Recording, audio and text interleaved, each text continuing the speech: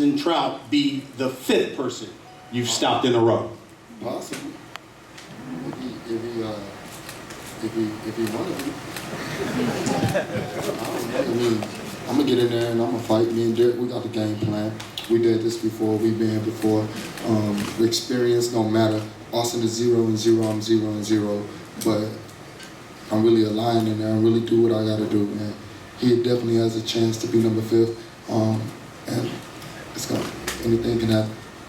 You know, your brother fought Austin Trout 2 years ago. That one went the distance.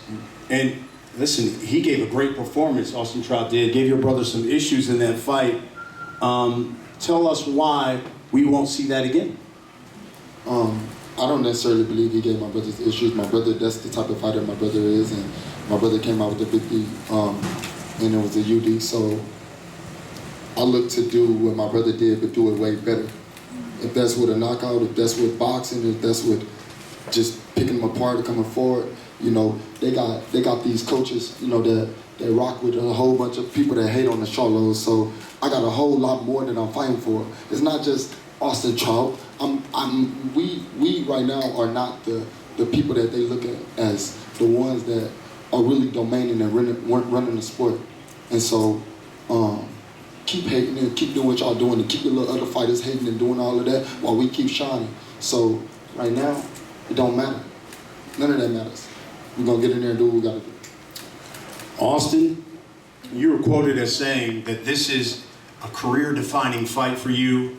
I think a number of people, and you heard Richard make mention to it, thought that career-defining fight happened, 6 years ago when you beat Miguel Cotto in Madison Square Garden, New York City. Why do you believe that this fight, Saturday night, is so big for your career?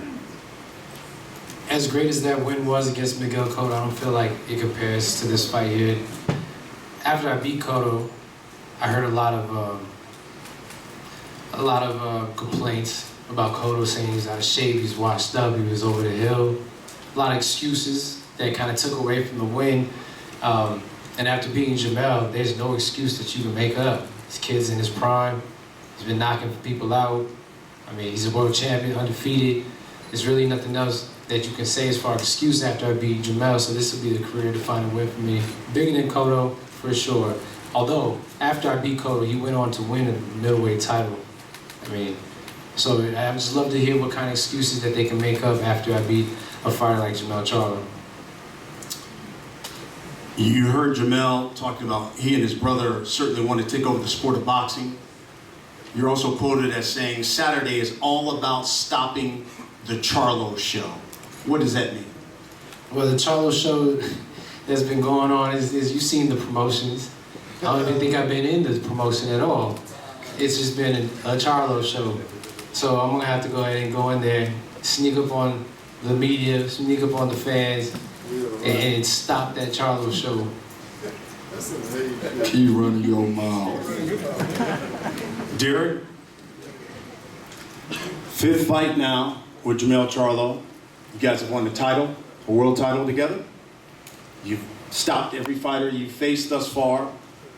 What has been the difference with this young man since he's come under your tutelage? Well, I think that shown a great level of maturity. He's become very aggressive, and he's very positive about what he wants to do, and that's what we'll see on Saturday. Austin gave one of your best performances 2 years ago when you fought Jamel Charlo. You're back with Barry Hunter. Tell us why you will be even better on Saturday. I learned from my mistakes when I fought the bigger, better brother. So I'm bigger and better myself this time. Jamel? Come back, Mark. Yeah. You know, I got the opportunity to attend your training camp for this fight. And I thought it was interesting, there were some shirts that you guys had made up and they said, Spence, Charlo, unifying the divisions in 2018. Do you believe the unified champ Jarrett Hurd will be watching this fight And do you think that he will be looking at this fight to determine whether or not the winner, and specifically you, because you've talked about him a lot, gets that shot? Well, listen, I got awesome Trout to deal with. You know, I'm definitely not focused on Jerry Hurd right now. He over there talking about Kell Brooks and a whole other country. So it's definitely important. LA is a nice city. Hopefully he does come out to LA and come out and hang out and come watch me fight. He's been at ringside several of my fights. Glance over and look at him and just walk straight to the locker room. You know what time it is. Al Heyman know what time it is. Ringstar know what time it is. Everybody that want to promote this fight, just be on the lookout. I won't stop training. Even after this fight, I'm going right back into training and we're going to do what we got to do. Right now my focus is handling this guy and getting this over with. It was a long training camp and it was in the trenches. Thank you for coming out there. And we did what we got to do. Earl Spence goes next week. We both in this thing this year trying to unify, get the belt, get all the belts to become undisputed next year. So that's how I go. And I'm going to keep working for it. Lastly, we'll wrap it up with this. What should we expect Saturday night? That lion of roars. I got so much built in me. I got so much built up in me that I want to just release and let go. And hopefully you can handle it. Austin, what should we expect Saturday night? There's been some talk of maybe Jermell overlooking you. What should we expect Saturday night? It's a great awakening. I don't think he's overlooking me. I think his brother told him right away, don't sleep on Trout. I think it's y'all that's overlooking me. But it's going to be a great awakening.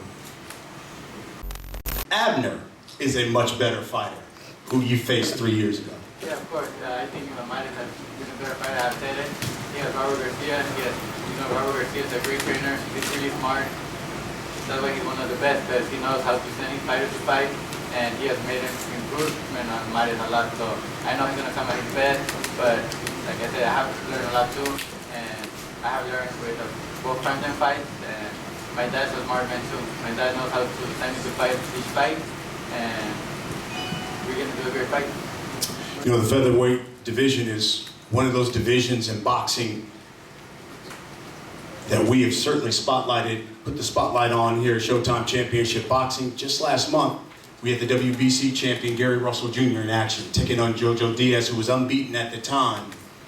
You know, after the fight, Russell, who won by unanimous decision, said, I want the winner of Leo Santa Cruz, Abner Mares. He says specifically Leo Santa Cruz because we fought in the amateurs together. Jojo Diaz said, without question, Gary Russell Jr. is the best featherweight in the world right now. In your opinion, where does the winner of this fight Saturday night rank in the featherweight division? I think that the winner of this fight, will, in my opinion, I don't like to say it or stuff, but I think the winner of us will be the number one, because we're fighters that, I think Russell is a great fighter and everything. Like I said, we fought in amateurs. I want to get that rematch. I didn't get it in the amateurs, but I could get it in the pros. And, because we Mexican fighters, we go out there and, we put pressure on them, And Gary Russell, I think he's those fighters that when you put pressure on him, he don't like that. You work the body, you guys saw against Joseph Diaz. Yes, Joseph Diaz started working the body, he hurt him, and you could see the Gary Russell power and speed went down. But then Joseph didn't continue to do that, so Gary Russell came back, and I'm not gonna let that happen. In the first round, I'm gonna be on top of him, breaking the body, throwing a lot of punches, and timing beats speed. And I think if we're the winner of us, we could go out there and give him his second defeat. Yeah. Abner, ask Leo this question I asked you. Are you a better fighter since the first time you two met? And if so, in what ways? Testing. Man, I can sit here and just listen to Jermell and Trout, man. I'm excited about that fight. My fight is gonna be exciting. You guys already know. Am I a different fighter? You're talking about 3 years ago when we first fought. He's fought Frampton since then twice, so that tells you already that he's matured so much as an athlete. He's progressed. He's become a better fighter without no doubt. I'm aware of that. My team is, and myself. Just go back and look at my last two performances with Robert Garcia. I think that speaks for itself. Ain't much to say. We both have evolved to seasoned, better fighters. And if you got a good fight 3 years ago, imagine now. And where do you think the winner of this fight ranks in the featherweight division? There's no doubt with the winner of this fight, number one. Number one. Who else? You got Frampton. Frampton, Lee already beat. You know what I'm saying? Gary Russell probably won't fight till 2 years from now. Who else you got there? Oscar Valdez. Oscar Valdez. Oscar hasn't really. I mean, he's a tough guy. He's the future. I always say he's the future, but we're the present. He's still learning. I mean, that'll be a good fight down the line. But the winner of this fight is number one. Abner, since connecting with Robert Garcia, according to CompuBox, statistically, you have landed more power shots than you had before. So do you think, now with Robert Garcia, the game plan, your newfound accuracy and power, do you have the right combination to be the first person that can stop Leo Santa Cruz? Honestly, that's not our focus, that's not our plan, we're not going in there. See, that was my mistake the first fight. I went in there trying to destroy him, trying to knock him out. As you saw, I started throwing wild punches, so no, that's not the key. The key is to follow instructions, perfect game plan, be the better fighter in there. And yes, I have learned a lot with Coach, as you mentioned, power punches. Just overall, so much I have evolved, to a better fighter, and that's it. Antonio, obviously your father is not here, but you're right there training Leo all the time. He actually just arrived, his father is right So there. yeah. There he is. Welcome. Like that. Antonio, you're always with him in the trenches. You know the game plan. He was smart in that first fight. Used his length. He boxed.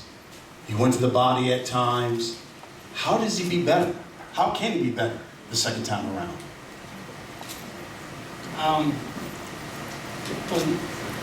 not talking Spanish. That's, I'm not that good in English. He's going to do in Spanish, yeah. we can translate, Pues yo digo que no me preocupa mucho, pero como yo cuando peleé a mi hermano Leode, y yo nunca estuve los entrenadores, y ahora que es Roberto García, digo, miré unos videos de Roberto García y dice Roberto García que no le vamos a ganar, a Mares. So yo me rasco la cabeza y digo, pues ¿qué estrategia traerá para mi hermano? Yo digo, pues no sé, solamente que se vaya a subir también él arriba del ring. So, no sé, o sea, no sé porque no sé qué otra estrategia voy a traer para poderle ganar a mi hermano. So, la verdad no sé qué traerá. Pero traemos para toda la estrategia que traiga él. O sea, estamos aquí, vamos a ganar. I'm gonna translate for him.